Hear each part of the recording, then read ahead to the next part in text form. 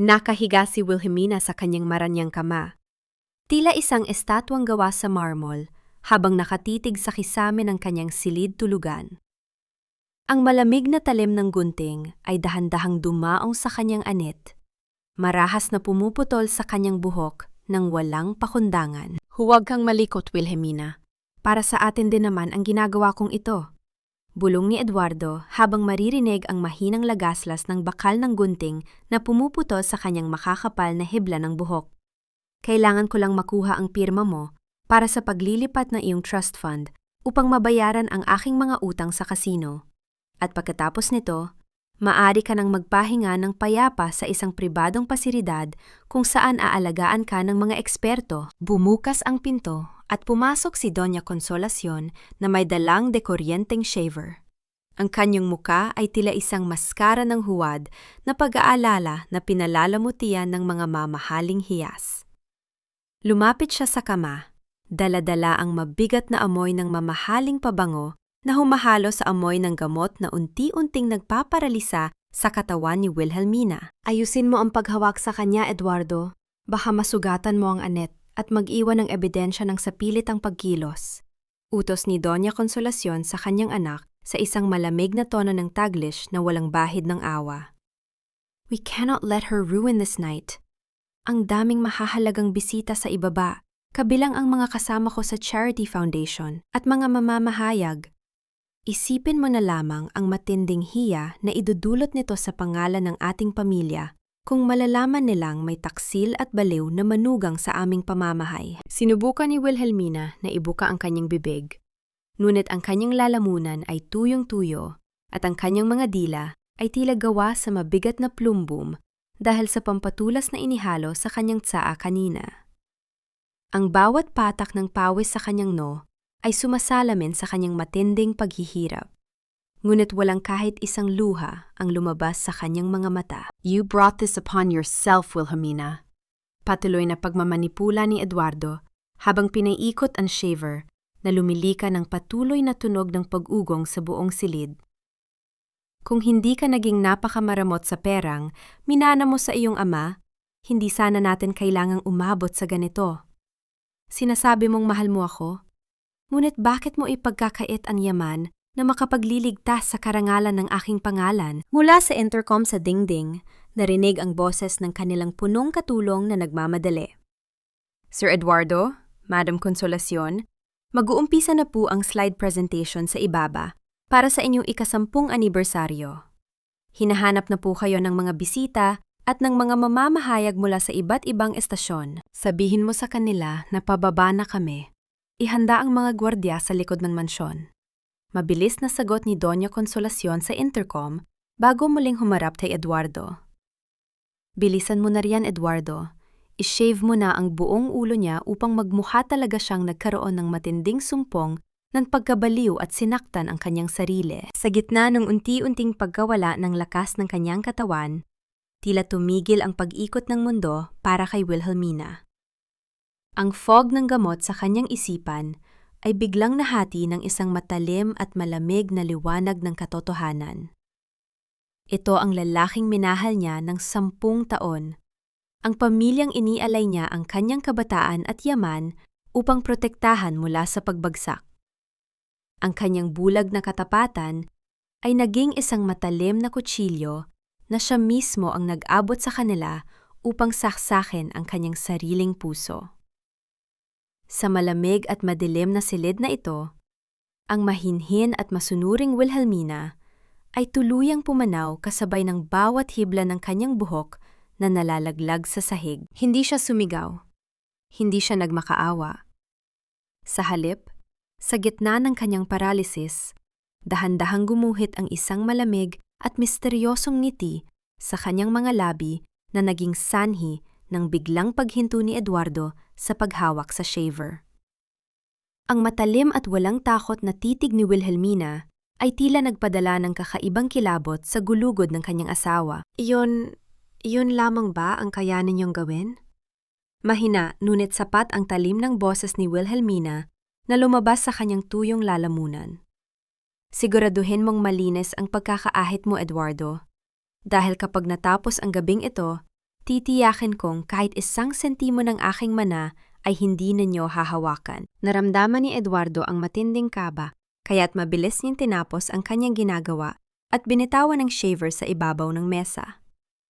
Inayos ni Doña Consolacion ang kanyang sarili sa harap ng salamin bago hinarap ang mga bodyguard na pumasok sa silid upang bantayan si Wilhelmina bago ito ilipat sa ambulansya. Nang maiwan siyang mag-isa sa silid habang naghahanda ang mga tauhan sa ibaba. Dahan-dahang ijinalaw ni Wilhelmina ang kanyang kanang kamay sa ilalim ng kanyang unan. Ang kanyang mga daliri ay dahan-dahang humawak sa isang maliit na digital voice recorder na kanyang binuksan bago pa man niya inumin ang tsaa.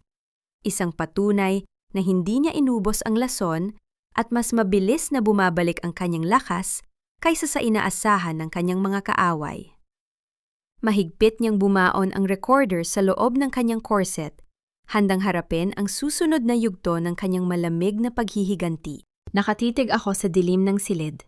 Nararamdaman ko ang kakaibang lamig na dumadampi sa aking anit. Dahan-dahang gumapang ang aking mga daliri upang hawakan ang aking ulunan.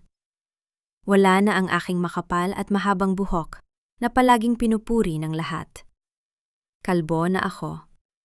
Ang bawat haplos ko sa aking sariling balat ay tila isang mariing pampasigid ng katotohanang ako ay pinagkanulo ng mga taong pinag-alayan ko ng aking buhay. Ngunit sa halip na luha, isang tuyot at malamig na tawa ang pilit na kumawala sa aking dibdib. Tila bumalik ang aking gunita, 3 buwan na ang nakalilipas. Noong unang beses kong naramdaman ang matinding pananakit ng aking mga kasukasuan, at ang unti-unting paglalagas ng aking buhok. Hindi ako tanga. Bilang isang lisensyadong financial analyst na nasanay mag-analisa ng mga numero at pattern, alam kong may mali sa aking katawan. Palihim kong kinuha ang mga natirang pagkain na inihahanda ni Eduardo at ilang hibla ng aking buhok upang dalhin sa isang pribadong klinika sa labas ng lungsod. May thallium sa katawan mo, Wilhelmina. Ang seryosong pahayag ni Dr. Santos habang ipinapakita sa akin ang resulta ng laboratory test. Ito ay isang mabagal, ngunit makamamatay na lason. Kung hindi natin ito maaagapan, maaari kang maparalyze o tuluyang mamatay sa loob ng ilang buwan. Naalala ko pa ang lamig ng stethoscope na dumampi sa aking dibdib noon. Ngunit mas malamig ang aking puso nang mapagtanto kong ang tanging tao na may pagkakataong maglagay ng lason sa aking pagkain gabi-gabi ay ang sarili kong asawa. Sa halip na mag-iskandalo o harapin si Eduardo, pinili kong manahimik. Uminom ako ng antidote na ibinigay ng doktor bago at pagkatapos ng bawat pagkain na inihahanda niya.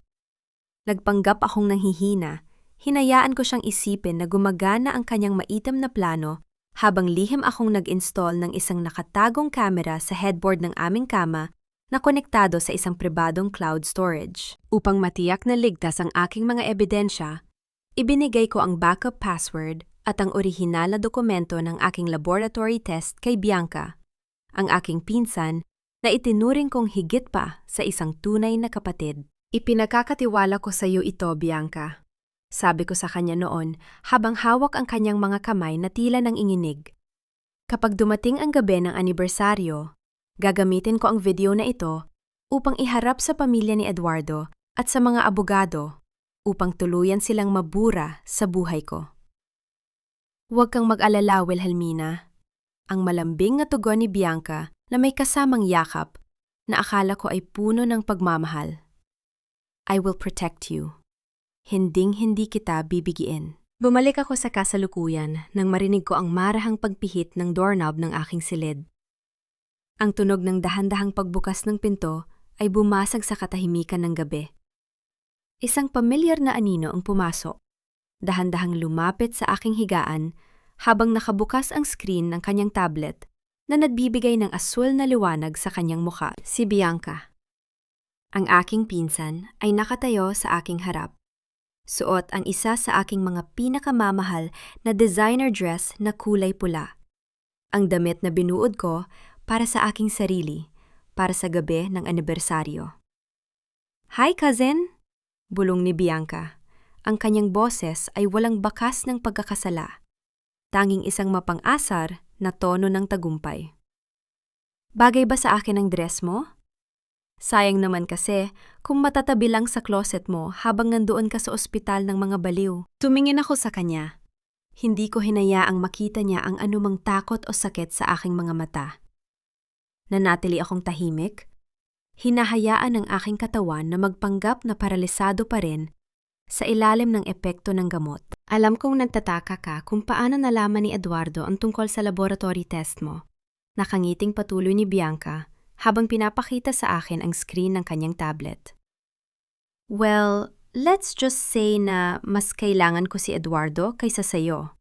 At mas kailangan namin ang $15 milyong mo upang magsimula ng bagong buhay na malayo sayo at sa pakikialam ng pamilya mo. Ipinakita niya sa akin ang isang maikling clip sa kanyang tablet.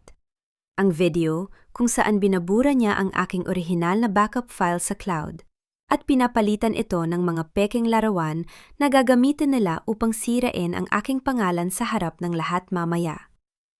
Don't worry, Wilhelmina, bulong niya habang dahan-dahang hinahaplos ang aking kalbong ulo. Isang hawak na puno ng pang-aasar at lason.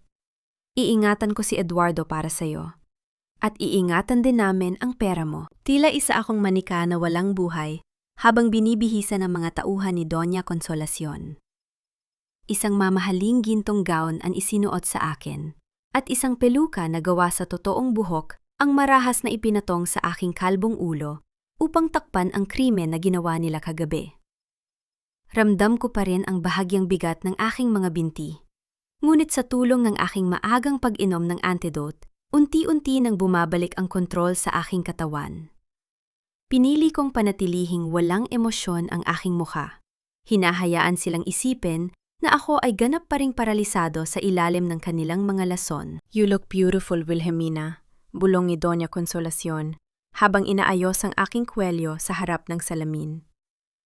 Nayon, lumabas ka roon at numiti. Huwag kang gagawa ng anumang eksena kung ayaw mong tuluyang hindi na makita ang iyong anak. Habang dahan-dahan akong inaalaya ni Eduardo pababa sa grandeng hagdanan ng mansyon sa Forbes Park, sinalubong kami ng nakasisilaw na liwanag ng mga chandelier at ang matatalim na bulungan ng mga bisita. Naririnig ko ang mararahas na bulong ng mga marites na lipunan na pinangungunahan ni Dichona. Ang kanilang mga mata ay tila mga buwayang naghihintay ng mabibiktima. Tingnan mo si Wilhelmina, napakaputla niya. Bulong ng isang babae sa tabi ni Dichona na may hawak na baso ng mamahaling champagne. Totoo nga kaya ang balita na medyo hindi na tama ang pag-iisip niya nitong mga nakaraang buwan? Umakit kami ni Eduardo sa gitna ng entablado. Hawak niya ang aking kamay, napakahigpit, tila isang babala na bago ko pa man buksan ang aking bibig, ay kaya niya akong saktan. Lumapit si Eduardo sa mikropono. Ang kanyang mukha ay pinalalamutian ng isang huwad na ngiti ng nagmahal na asawa. Thank you everyone for coming to our 10th anniversary. Masiglang panimula ni Eduardo sa kanyang mamahaling Taglish na pananalita. I wanted to share a special video presentation showing our decade-long journey of love and commitment. Bumaba ang malaking projection screen sa likod namin. Tumingin ako kay Bianca na nakatayo sa gilid ng bar, may hawak na baso ng alak, habang may mapang-asar na ngiti sa kanyang mga labi. Alam ko na ang susunod na mangyayari. Nagsimula ang video. Ngunit sa halip na ang aming mga larawan, isang madilim at magulong footage ang lumabas. Ipinapakita roon ang isang babaeng kamukha ko na may kasamang ibang lalaki sa isang silid. Sa isang napakahalay na sitwasyon. Ang buong bulwagan ay napuno ng mararahas na singhap ng gulat. Ang tunog ng mga basong nabibitawan at ang mabilis na bulungan ng mga tao ay tila isang bagyong dumarating sa aking mga tainga. Diyos ko! Si Wilhelmina ba yan? Hiyaw ng isang boses mula sa karamihan. Napakadumi. Paano niya nagawang pagtaksilan si Eduardo ng ganyan? No, this is not true. Isang pamilyar at nanginginig na boses ang narinig ko mula sa harap. Ang aking ina, si Isabel, ay nakatayo habang nakahawak sa kanyang dibdib. Ang kanyang mga mata ay puno ng luha at gulat habang nakatitig sa screen. Hindi magagawa ng anak ko yan. Sinisiraan ninyo siya. Mom, please, calm down. Umiiyak na lumapit si Eduardo sa aking ina. Umaarte bilang isang biktima ng pagtataksil sa harap ng lahat ng kamera na ngayon ay mabilis nang kumukuha ng larawan. I tried to hide this. I tried to protect her. Ngunit hindi lang pangangalo niya ang ginagawa niya. Wilhelmina has completely lost her mind. Sinasaktan niya ang sarili niya. Sa isang mabilis at marahas na pagkilos, lumingon si Eduardo sa akin at hinila ang aking peluka. Ang natitirang bulong sa bulwagan ay biglang napalitan ng isang nakabibinging katahimikan bago muling sumabog ang mas matinding kaguluhan. Ang aking kalbong ulo, na may ilang pulang gasgas mula sa pagmamadali ni Eduardo kagabi, ay naging sentro ng lahat ng kamera. Ang kahihiyan o ang tinatawag na hiya ng aming pamilya ay tuluyang kinaladkad sa putikan sa harap ng buong elite society ng Maynila. Wilhelmina, anak. Ang mahinang hiyaw ng aking ina ay sinundan ng tunog ng kanyang mabigat na pagbagsak sa sahig. Nawalan siya ng malay. Ang kanyang muka ay maputla, habang ang kanyang katawan ay tila walang buhay sa ibabaw ng marangyang carpet ng mansyon. Mom! Gusto kong sumigaw. Gusto kong tumakbo patungo sa aking ina. Ngunit bago ko pa man maihakbang ang aking mga paa, ay marahas na hinawakan ng dalawang malalaking bodyguard ang aking mga braso. Tawagan ninyo ang ambulansya ng ospital! Hiyaw ni Doña Consolacion na may kasamang peking luha sa kanyang mga mata habang humaharap sa mga mamamahayag. Nagwawala na naman siya. She is a threat to herself and to our grandson Marcos.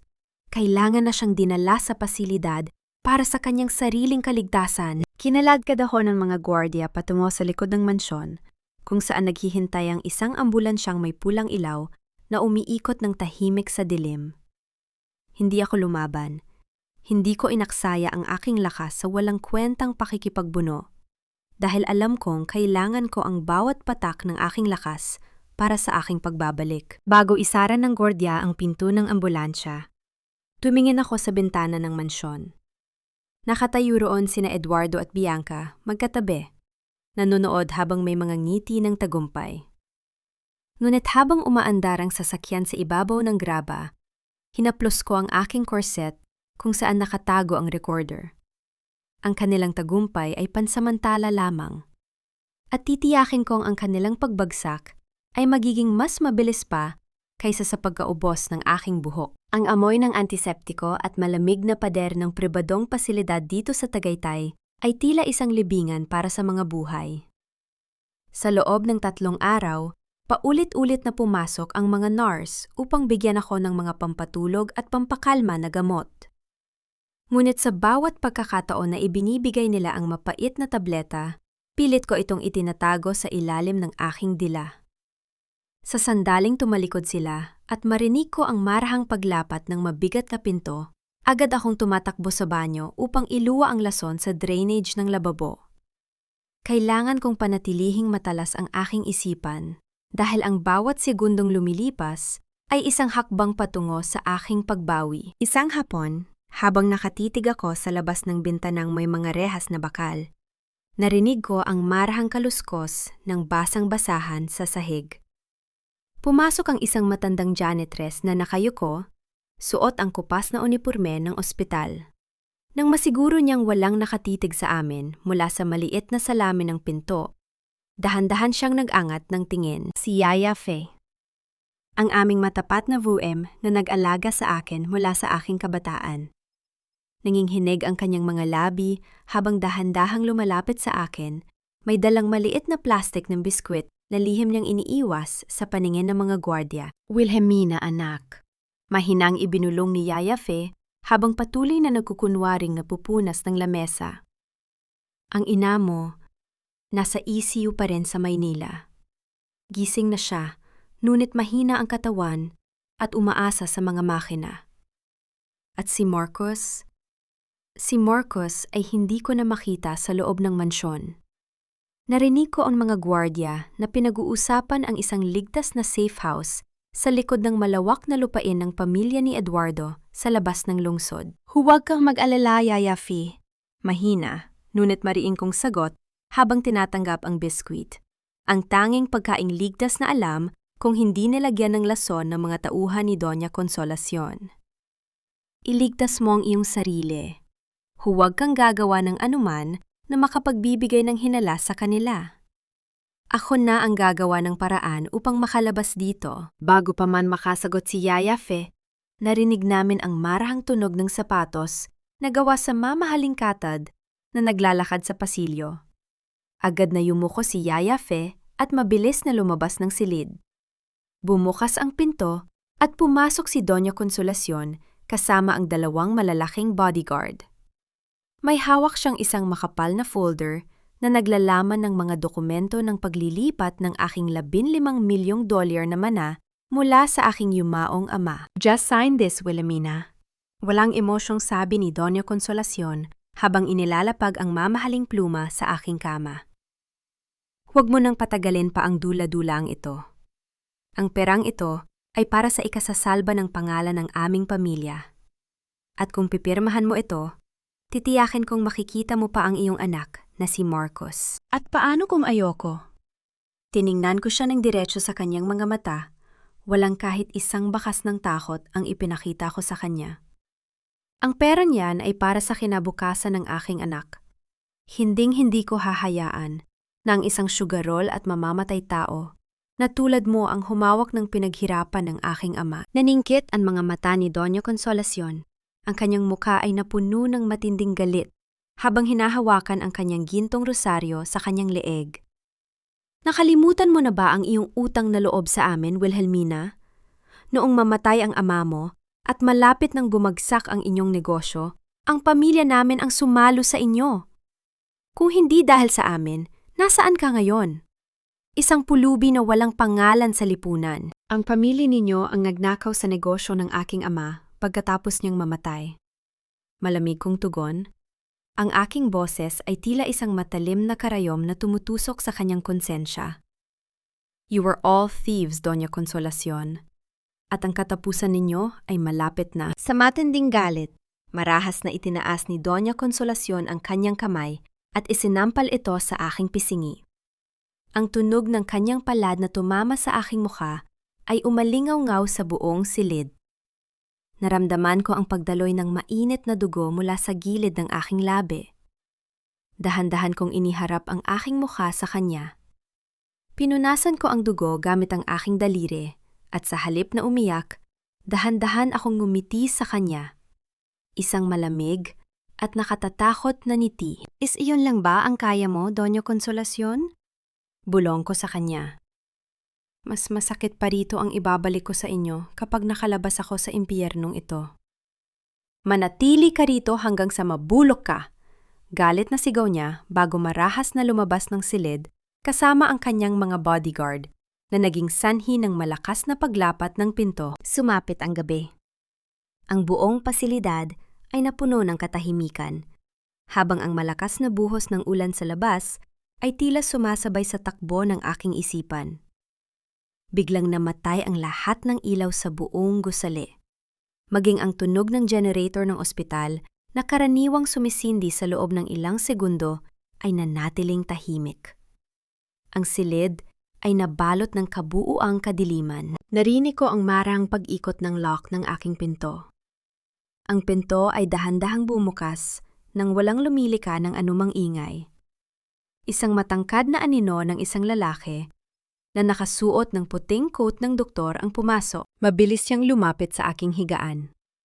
Bago pa man ako makakilos, hinawakan niya ang aking braso ng napakahigpit. Ngunit, maingat. Isang hawak na nagpahiwatig ng kanyang lakas. Inalapit niya ang kanyang muka sa aking tainga, at sa gitna ng kadiliman, narinig ko ang kanyang malalim at seryosong boses na bumulong. Kung gusto mong mabuhay at makuha ang anak mo, sumama ka sa akin ngayon, Wilhelmina. Ang mabilis na pagtakbo sa pasilyo ng ospital na unti-unting napupuno ng makapal na usok ay tila isang karera sa pagitan ng buhay at kamatayan.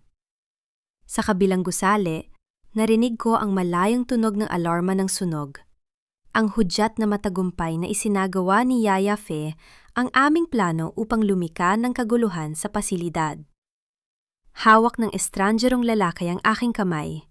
Ginagabayan ako sa mga madidilim na daanan na walang mga gwardiya, hanggang sa marating namin ang isang maliit na gate sa likod. Isang itim na sasakyan ang naghihintay sa labas.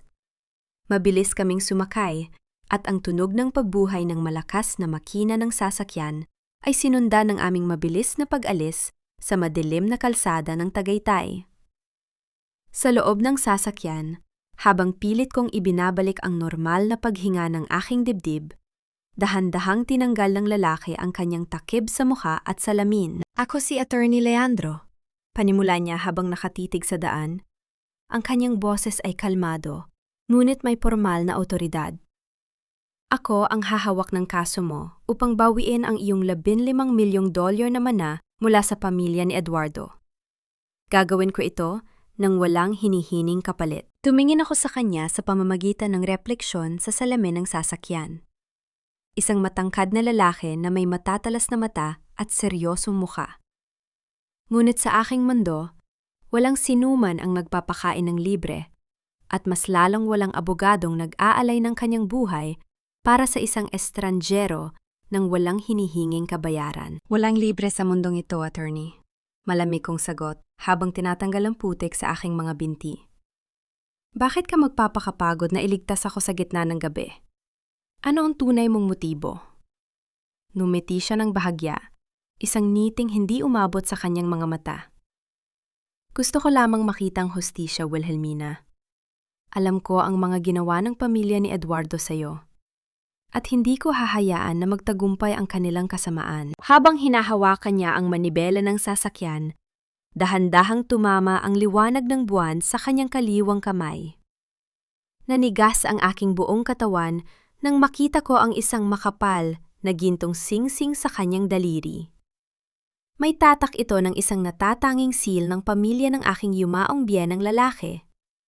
Isang pamilyang kilala sa kanilang marangyang pamumuhay bago pa man sila tuluyang bumagsak. Ang aking matalas na memorya bilang isang analyst ay agad na nagtala ng detalyeng ito.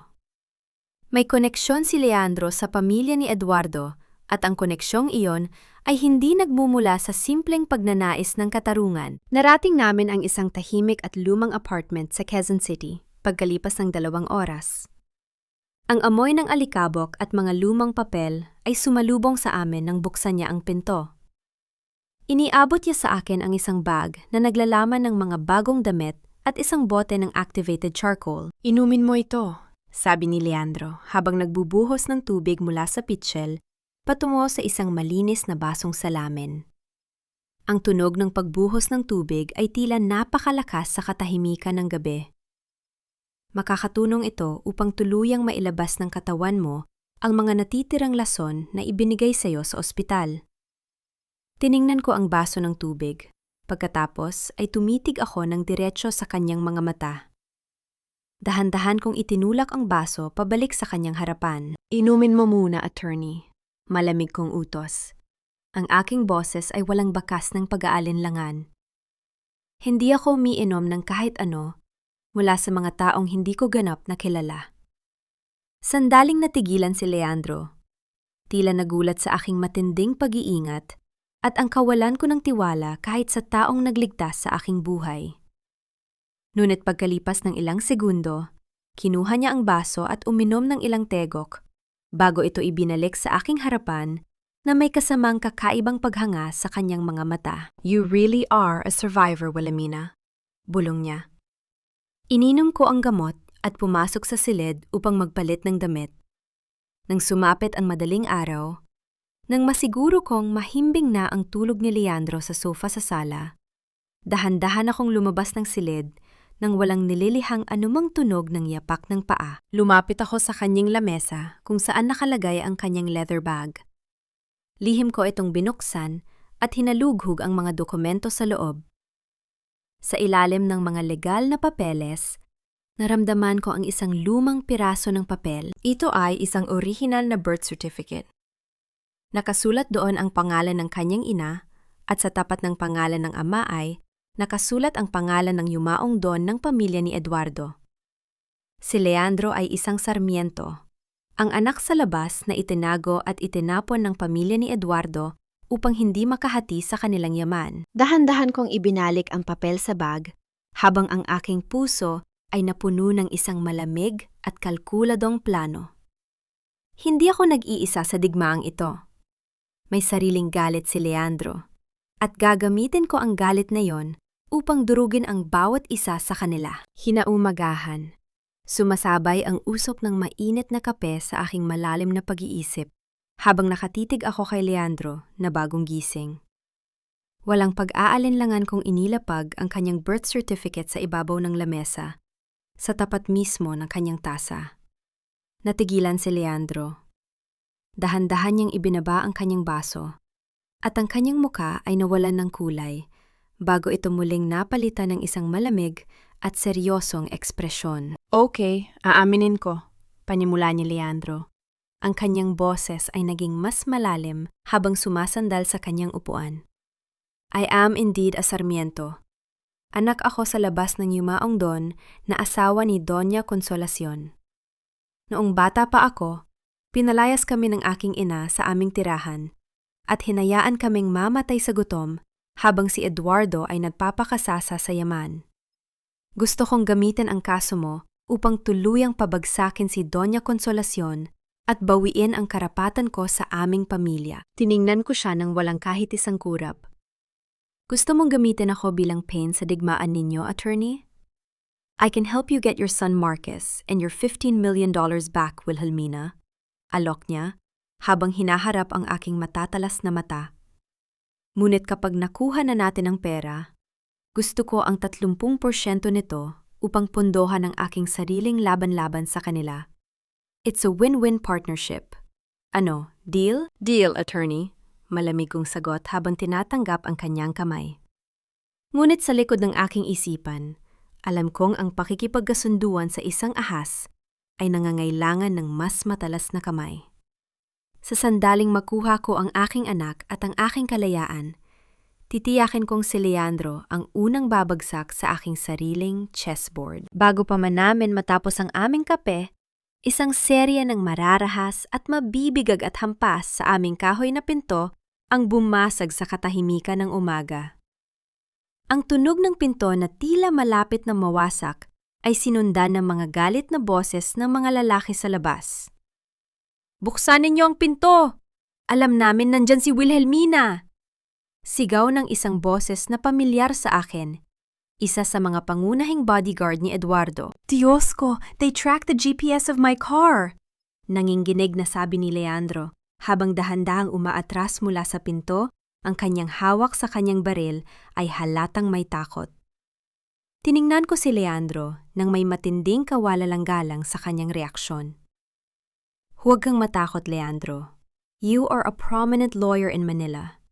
Gamitin mo ang utak mo, hindi ang baril mo. Lumapit ako sa pinto, ngunit nanatiling nakatayo sa gilid na hindi nila ako makikita. Buksan mo ang pinto ng bahagya, Leandro. Kunin mo ang telepono mo at simulan mong i-record ang kanilang mga mukha. Sabihin mo sa kanila na ang ginagawa nila ay isang illegal home invasion at ang bawat segundong ginagawa nila ay naka-livestream na yon sa lahat ng pangunahing news outlet sa Maynila. Nakuha ni Leandro ang aking punto. Huminga siya ng malalim, pinuksan ang pinto ng bahagya, habang nakatutok ang kamera ng kanyang telepono sa mga naguguluhang muka ng 3 malalaking bodyguard sa labas. I am Attorney Leandro Sarmiento. Matatag na pahayag ni Leandro sa kanyang pinaka-profesional na tono. You are breaking into my private property without a warrant. My phone is currently streaming this live on social media, and if you make any violent move, the National Bureau of Investigation will be here in 5 minutes. Do you really want to bring this kind of hiya and scandal to Doña Consolacion today? Ang mga bodyguard ay natigilan. Ang takot sa publikong kahihiyan o ang tinatawag na hiya ng pamilya Sarmiento ay sapat na upang mapigilan ang kanilang marahas na plano. Nagtinginan sila at dahan-dahang umatras pababa ng hagdanan ng apartment habang patuloy na nagmumura. Huminga ng malalim si Leandro at isinara ang pinto. Ngunit bago pa man kami makapag-isip ng susunod naming lokasyon, naramdaman ko ang mabilis na panginginig ng telepono sa ibabaw ng lamesa. Isang hindi kilalang numero ang tumatawag. Sinagot ko ang tawag at inilapit ito sa aking tainga. Ang nanginginig, umiiyak at desperadong boses ni Bianca ang sumalubong sa akin sa kabilang linya. "Wilhelmina, please, iligtas mo ako." Pagmamakaawa ni Bianca habang maririnig ang kanyang mabilis na paghinga. Nalaman ni Eduardo na binura ko ang backup files mo sa cloud. Sinasaktan niya ako ngayon. Papatayan niya ako, Wilhelmina. Tulungan mo ako. Wilhelmina, nasan ka? Parang awa mo na. Ang manininig na tinig ni Bianca ay tila isang sirang plaka na paulit-ulit na nagmamakaawa. Sa kabilang linya, naririnig ko ang marahas na pagkalampag ng mga kasangkapan at ang sigaw ni Eduardo na puno ng pagkamuhi. "Nasaan ka, Bianca?" Tanong ko sa aking pinakakalmadong boses. Hindi ako nagpakita ng awa. Sa aking isipan, isa lamang siyang piraso ng chess na kailangang ilipat upang ma-checkmate ang hari. "Nasa lumang bodega tayo sa gilid ng mansyon. Hindi na niya ako pinapalabas." "Wilhelmina, alam kong galit ka, ngunit wala akong choice noon. Pinilit lang ako ni Eduardo." Isinara ko ang telepono at tumingin kay Leandro. "Leandro, dalhin mo ako sa bodega sa likod ng mansyon ni Eduardo." Na yon din, mabilis kaming nakarating sa lugar. Sa dilim ng bodega, tanging ang liwanag ng buwan na tumatagos sa mga sira-sirang bintana ang nagsisilbing gabay. Nakita ko si Bianca na nakagapos sa isang lumang silya. Ang kanyang mukha ay puno ng pasa at ang kanyang mga mata ay namamaga sa kakaiyak. Sa tabi niya, nakaupo si Eduardo. Abala sa pag-aayos ng mga dokumento, mukhang hindi niya napansin ang aming pagdating sa dilim. "Dito ka lang," bulong ko kay Leandro habang lumalabas ako mula sa anino. "Bianca, para sa susunod, huwag na huwag kang magtitiwala sa lalaking kayang ibenta ang sarili niyang dangal para sa pera." Wika ko ng malakas, dahilan upang mapatalon si Eduardo sa gulat. "Wilhelmina!" sigaw ni Eduardo. Ang kanyang mukha ay agad na napalitan ng takot nang makita niya ang aking presensya. Isang babaeng akala niyang nasa loob pa rin ng mental asylum. "Anong ginagawa mo rito? Paano ka nakatakas?" Hindi ko siya sinagot. Lumapit ako kay Bianca. Ang aking mga mata ay nakatuon lamang sa kanya. "Bianca, gusto mong mabuhay? Gusto mong hindi ka na muling saktan ng taong ito?" "Oo, opo Wilhelmina. Gagawin ko ang lahat." Pagmamakaawa niya, "Ibigay mo sa akin ang flash drive. Ang orihinal na video ng gabing kinalbo ninyo ako at ang tunay na resulta ng lab test na ninakaw mo sa akin." Utos ko habang inilalabas ko ang isang pekeng dokumento ng airline ticket at Swiss bank account na inihanda ko bago kami dumating. Ipinakita ko ito kay Bianca sa paraang hindi mababasa ng malinaw ni Eduardo. "Tingnan mo ito, Bianca. Ito ang plano ni Eduardo. Pagkatapos niyang makuha ang pera ko, iiwan ka niya at sasama sa babaeng nakapangalan dito sa bank account na ito. Iiwan ka niya rito upang harapin ang batas habang siya ay nagpapakasasa sa ibang bansa." Nanlaki ang mga mata ni Bianca. Ang kanyang takot ay unti-unting napalitan ng isang mapait at malalim na galit. Tumingin siya kay Eduardo nang may pagkamuhi. "Ganon ba yon, Eduardo? Gagamitin mo lang ako?" "Huwag kang maniwala sa kanya, Bianca. Nagsisinungaling siya," sigaw ni Eduardo habang pilit na inaagaw ang dokumento sa aking kamay, ngunit agad siyang hinarang ni Leandro na lumabas na rin mula sa dilim. Sa gitna ng kaguluhan, mabilis na kinapa ni Bianca ang nakatagong bulsa sa kanyang damit at inilabas ang isang maliit na flash drive. Ibinato niya ito sa akin ng buong lakas. "Kunin mo na. Ayoko na. Ayoko nang mamatay dahil sa lalaking yan." Nahuli ko ang flash drive. Ang bawat impormasyong kailangan ko upang wasakin ang kanilang pamilya ay nasa palad ko na. "Salamat, Bianca.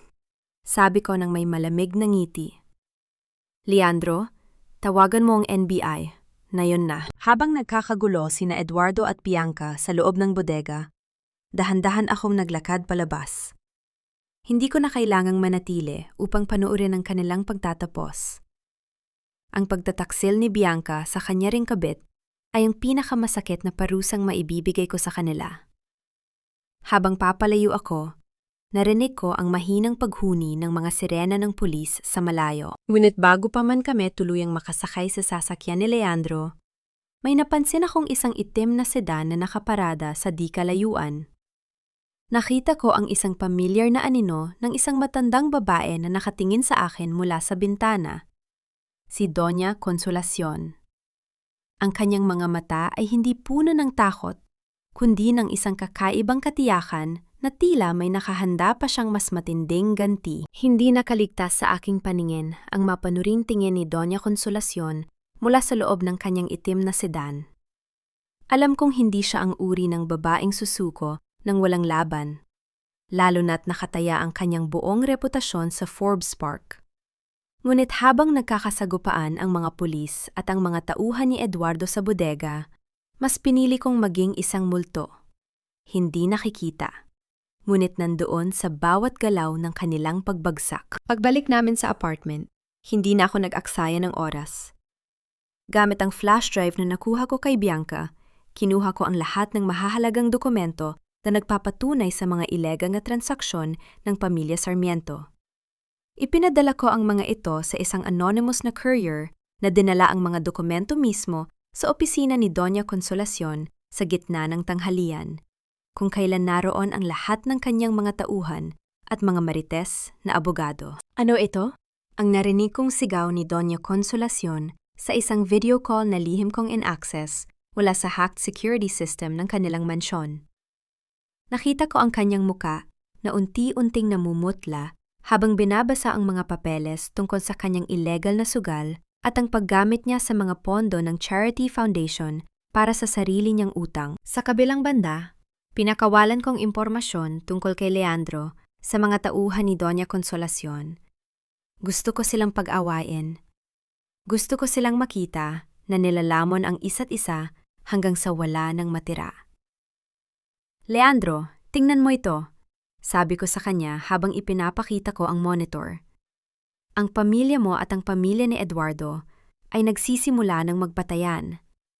Doña Consolacion is currently liquidating her assets to hire hitmen to silence anyone who knows her secrets. Kabilang ka na. Napamura si Leandro. Ang kanyang mga kamay ay nanginginig sa galit. Ang mga dokumentong yon. Paano mo nakuha ang mga ebidensya ng kanyang money laundering? I have my ways, Leandro. Sagot ko ng may malamig na ngiti. Habang nagkakagulo sila sa korte at sa media dahil sa mga dokumentong ipinadala ko, doon tayo papasok. We will let them exhaust each other. Hayaan nating ang media na ang humusga sa kanila habang tayo ang nagbabantay sa mga ebidensya na hindi nila pwedeng itanggi. Lumipas ang mga araw na punong-puno ng tensyon. Ang Forbes Park ay naging sentro ng mga tsismis. Si Di Chona, na dati ay sumisira sa aking pangalan, ay siya ring ginamit ko upang ikalat ang balita tungkol sa giyera ng mga ahas sa loob ng pamilya Sarmiento. Dahil sa kagustuhan niyang maging trending sa social media, walang pag-aalinlangan niyang ipinost ang lahat ng dokumentong ibinigay ko sa kanya, nang hindi niya alam na ako ang tunay na nagpapatakbo sa likod ng mga pangyayari. Habang ang mga kaaway ko ay abala sa pag-aaway at paglilinis ng kanilang mga dumi sa harap ng publiko, dahan-dahan kong inihahanda ang aking opisyal na demanda. Bawat dokumento ay may pirma, bawat transaksyon ay may petsa, at bawat kasinungalingan nila ay may katapat na katotohanan. Ngunit sa gitna ng aking tagumpay sa pagmanipula, isang sobre ang iniwan sa ilalim ng pinto ng aking apartment. Walang pangalan, walang tatak. Pagbukas ko nito, isang maliit na larawan ng aking anak na si Marcos ang bumungad sa akin, kasama ang isang sulat na nakasulat sa kamay na hindi ko makilala. Alam kong hindi ka baliw, at alam ko kung nasaan ang anak mo ngayon. Kung gusto mo siyang makita, huminto ka na sa ginagawa mo. Biglang tumigil ang tibok ng aking puso. Hindi lang basta ganti ang kailangan ko. Kailangan ko ang anak ko. At ang sinumang sumulat nito ay may hawak ng pinakaimportanteng bahagi ng aking buhay. Hindi na ito laro ng chess. Ito ay labanan na para sa aking puso. Ang bawat segundong lumilipas ay parang isang matalim na karayom na tumutusok sa aking dibdib. Ang larawan ni Marcos, ang aking anak, ay hindi na lang isang dokumento. Ito ay isang babala. Hindi na lamang ito tungkol sa pera o sa paghihigante. Ito ay tungkol sa aking dugo at laman. Sino ang may hawak nito? Bulong ni Leandro habang tinitingnan niya ang larawan. Hindi ito galing kay Doña Consolacion. Ang paraan ng pagkakasulat, ito ay galing sa loob mismo ng mansyon. Hindi ko na hinintay ang kanyang paliwanag. Mabilis kong kinuha ang aking gamit. Leandro, ayusin mo ang papeles para sa NBI. Kung kailangan kong pasukin ang impyerno upang bawiin ang anak ko, gagawin ko. Sa tulong ng impormasyong ibinigay ni Yaya Fe nung nakaraang araw, alam ko na kung saan ang safe house. Ito ay isang nakatagong bahay sa likod ng malawak na lupain ng pamilya Sarmiento sa Forbes Park. Ginamit namin ang kaguluhan ng mga media na nakapaligid sa harap ng mansyon, halp sa iskandalo ni na Doña Consolacion at Leandro. Habang ang lahat ng gwardiya ay nakatuon sa pagsaway sa mga reporter, pumasok kami ni Leandro sa pamamagitan ng lumang lagusan na ginagamit ng mga katulong. Ang amoy ng mamahaling kahoy at lumang alikabok ay bumalot sa amin. Nang marating namin ang safe house sa likod, natagpuan ko si Eduardo na abala sa pag-aayos ng kanyang mga bagahe. Nakaupo si Marcos sa isang sulok, nakatalongko at natatakot. "Eduardo!" sigaw ko. Ang boses ko ay umalingaw-ngaw sa loob ng silid. Napatigil siya sa pag-aayos. Nang makita niya ako, unti-unting napalitan ng takot ang kanyang mukha. Isang mukha ng lalaking akala niya ay tapos na ang laban. "Wilhelmina, paano ka nakarating dito?" "Huwag mo akong tanungin kung paano," tugon ko habang dahan-dahang lumalapit sa kanya. Hawak ang dokumento mula sa NBI na nagpapatunay sa kanyang mga krimen. "Ilabas mo ang anak ko, Eduardo. Tapos na ang laro." Sinubo niyang lumapit sa bata. Ginamit si Marcos bilang kalasag. "Huwag kang lalapit. Mas mabuting mawala tayong lahat kaysa makuha mo pa ang lahat ng ito." "Eduardo, look at yourself." Malamig kong wika, habang ang mga tauhan ng NBI at pulisya na pinatawag ni Leandro ay biglang pumasok sa silid mula sa bawat pinto. "Tingnan mo ang paligid mo. Wala ka ng pera, wala ka ng biyangka, at wala ka ng kakampi. Ang tanging matitira sa iyo ay ang bilangguan." Lumabas si Doña Consolacion mula sa anino. Hawak ang kanyang rosaryo. Ngunit sa pagkakataong ito, wala na ang kanyang otoridad. Ang mga pulis ay hindi na nag-atubili. "Ma'am, are you okay?" Tanong ng isang pulis sa akin habang dahan-dahan kong nilapitan si Marcos. Hindi ko na hinintay na matapos ang kanilang pag-aresto. Dinala ko si Marcos palayo sa kanila. Ramdam ko ang pang-ininig ng kanyang maliliit na kamay habang nakayakap siya sa akin. Sa sandaling yon, hindi ko na narinig ang sigaw ni Doña Consolacion o ang pagmamakaawa ni Eduardo. Ang tanging naririnig ko ay ang tibok ng puso ng aking anak na nagpapatunay na kami ay malaya na. Bago kami tuluyang makalabas, lumingon ako sa huling pagkakataon. Nakita ko silang dalawa, ang ina at anak na dati ay akala nila ay sila ang naghahari sa aking buhay, na ngayon ay nakaposas na. Dinala palabas ng mansyon sa harap ng maraming kamera. Ang kanilang pagbagsak ay hindi lang isang tagumpay para sa akin. Ito ay isang babala sa bawat taong nag-aakalang ang pagmamahal at pagtitiwala ay kahinaan. Ang mansyon na dati ay kulungan ko ay ngayon ay isa na lamang alaala ng aking pinakamahabang gabi. Ang araw ng paghatol ay hindi katulad ng sa mga pelikulang puno ng drama at iyakan. Sa loob ng korte, ang hangin ay mabigat, amoy ng mga lumang papel at pawis ng mga taong nag-aabang sa hatol. Nakaupo ako sa unahan, suot ang isang simpleng puting bestida na tila isang simbolo ng aking paglilinis mula sa nakaraang buhay.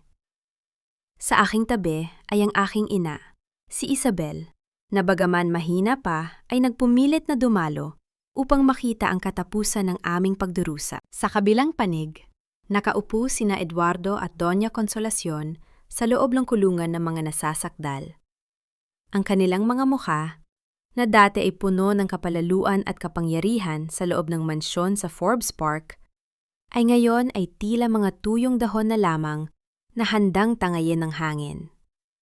Si Eduardo, na dating maayos manamit, ay nakasuot na ng kulay kahel na uniporme ng bilanggo. Ang kanyang mga mata ay pilit na umiiwas sa aking tingin. Ang nasasakdal na si Eduardo Sarmiento at Doña Consolacion Sarmiento ay napatunayang nagkasala sa kasong attempted murder, illegal detention, at financial fraud. Ang boses ng Wes ay umalingaw-ngaw sa buong silid, walang bahid ng pag-aalinglangan. Ang hatol ay malinaw. Habang buhay na pagkakabilanggo para sa kanila, tumingin ako sa kanila sa huling pagkakataon. Walang galit, walang pot. Tanging isang malamig na kapayapaan ang aking nararamdaman. Ang kanilang pagbagsak ay hindi dahil sa akin. Ito ay bunga ng kanilang sariling kasakiman at kawalan ng pagpapahalaga sa hustisya. Sa kabilang panig ng silid, nakita ko si Leandro na nakaposas na rin dahil sa mga ebidensyang nakalap namin laban sa kanyang sariling krimen at pakikipagsabwatan. Hindi niya ako tinignan, at hindi ko rin siya binigyan ng kahit isang sulyap. Sa larong ito, lahat sila ay naging biktima ng kanilang sariling mga bitag. Paglabas namin ng gusali ng korte, ang liwanag ng araw ay tila mas maliwanag kaysa dati. Ang mga mamamahayag ay nagkukumpulan. Ang mga flash ng kanilang mga camera ay tila mga bituin na sumasabog sa paligid. Wilhelmina! Wilhelmina! Anong masasabi mo sa hatol? Tanong ng isang reporter. Tumingin ako sa lente ng camera. Hindi ko itinago ang aking maikling buhok. Sa halip, hinaplos ko ito ng may pagmamalaki. Ang bawat hibla nito ay sumisimbolo sa aking pagbangon. Ang hustisya ay hindi naghihintay. Sagot ko, ang aking boses ay matatag at malinaw. Huwag kayong matakot na tumayo para sa inyong sarili. Dahil ang tanging taong makapagliligtas sa inyo ay kayo mismo. Habang naglalakad ako palayo, nakita ko sa malayo ang isang itim na kotse na mabilis na umalis. Sa aking lamesa sa opisina, bago ako pumunta rito, naiwan ko ang lihim na mensahe ng bank notification. Ang lahat ng perang ninakaw nila ay nasa ilalim na ng isang pundasyong itinatag ko. At sa gitna ng lahat ng ito, may isang maliit na bulaklak na naiwan sa aking mesa. Isang puting sampagwita, ang paboritong bulaklak ng aking ama. Hindi ko kailangang malaman kung sino nagpadala. Ang mahalaga, tapos na ang lahat. Ang bawat bukas ay akin na, at wala nang sinumang makakapigil sa aking paglipad. Isang taon ang nakalipas. Ang dating mansyon ng pamilya Sarmiento sa Forbes Park ay hindi na muling naglabas ng mga bulong ng kasakiman. Sa halip, ito ay napuno ng boses ng mga kababaihang natagpuan ang kanilang sariling lakas. Ang tahanan ng Wilhelmina ay nakatayo ngayon bilang isang simbolo ng pag-asa. Isang kanlungan para sa mga biktima ng pang-aabuso at manipulasyon. Nakaupo ako sa balkonehe. Pinapanood ang paglalaro ni Marcos sa malawak na damuhan. Ang aking buhok ay maikli pa rin, ngunit ito ay makapal, malusog, at nagniningning sa ilalim ng papalubog na araw. Hindi ko na kailangan ang mahahabang peluka o ang mga mamahaling gown upang magmukhang matapang. Ang aking tapang ay wala sa aking panlabas na anyo, kundi nasa kapayapaan ng aking puso. Madalas na lang itanong sa akin, Wilhelmina, napatawad mo na ba sila? Ang aking sagot ay palaging nananatiling pareho. Ang pagpapatawad ay hindi nangangahulugan ng paglimot sa kanilang mga kasalanan o pagpayag na sila ay makalapit muli sa aking buhay.